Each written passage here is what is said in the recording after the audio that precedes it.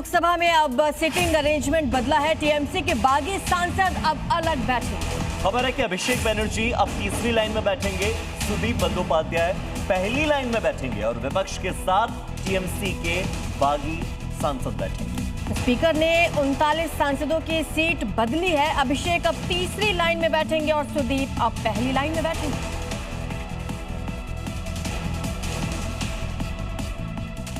इधर मानसून सत्र की शुरुआत से पहले संसद की बिजनेस एडवाइजरी कमेटी की बैठक में सत्तापक्ष और विपक्षी दलों ने एजेंडे पर विस्तार से चर्चा की। केंद्रीय मंत्री किरेन रिजिजू ने सदन में शोर शराबा और हंगामा ना करने की अपील की, जबकि कांग्रेस ने जनता के हित से जुड़े मुद्दों पर सरकार से जवाबदेही की मांग को फिर से दोहराया। संसद के मानसून सत्र से पहले लोकसभा अध्यक्ष की अध्यक्षता में बिजनेस एडवाइजरी कमेटी की बैठक हुई। बैठक के बाद केंद्रीय मंत्री किरेन रिजिजू ने कहा कि सरकार ने अहम विधेयकों की जानकारी दी और विपक्ष के सुझाव भी सुने गए। किरेन रिजिजू ने विपक्ष से अपील की है कि सदन की कार्यवाही शुरू होने पर हंगामा न करे, क्योंकि इससे संसद का ही नुकसान होगा। वहीं कांग्रेस नेता गौरव गोगोई ने कहा कि विपक्ष सरकार के विधेयकों पर सकारात्मक सहयोग देगा, लेकिन सरकार को महंगाई, बेरोजगारी और दूसरे जनहित के मुद्दों पर जवाब देना होगा। मॉनसून सत्र के पहले से ही सियासत अब और तेज हो गई है। सर्वदलीय बैठक में इसका ट्रेलर देख भी गया, जहां पर टीएमसी के बाकी सांसदों को बुलाने पर विपक्ष ने वॉकआउट कर दिया।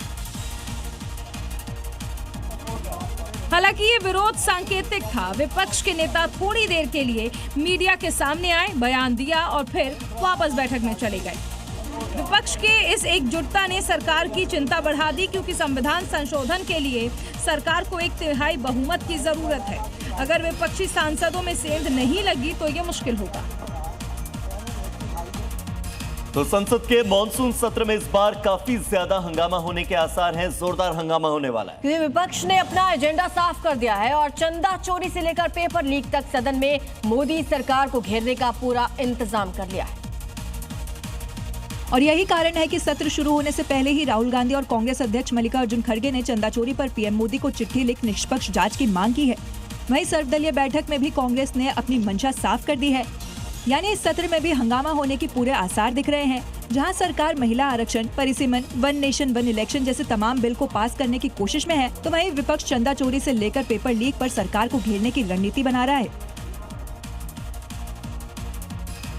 और इसी बीच बड़ी खबर कि आज मॉनसून सत्र से पहले दिल्ली पुलिस ने बिना इजाजत मार्च और प्रदर्शन में शामिल न होने की अपील की है। जंतर मंतर को छोड़कर संसद मार्ग इलाके में 22 अगस्त तक धरना, जुलूस या 5 से ज्यादा लोगों के इकट्ठा होने पर, जुटने पर रोक रहेगी। उल्लंघन करने वालों के खिलाफ कानूनी कार्रवाई की जाएगी। तो 22 अगस्त तक प्रदर्शन पर रोक लगा दी गई है।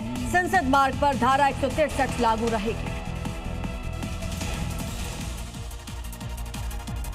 संसद के मानसून सत्र से पहले दिल्ली पुलिस ने सार्वजनिक एडवाइजरी जारी कर लोगों से बिना अनुमति किसी भी मार्च या प्रदर्शन में शामिल न होने को कहा है। पुलिस ने साफ किया है कि दिल्ली में केवल जंतर मंतर पर पहले से मंजूरी लेकर ही प्रदर्शन किया जा सकता है। सूत्रों के मुताबिक चलो संसद मार्च सुबह 9 बजे से शुरू हो सकता है, जिसमें सोनम वांगचुक की पत्नी गीतांजलि आंगमो भी शामिल हो सकती हैं।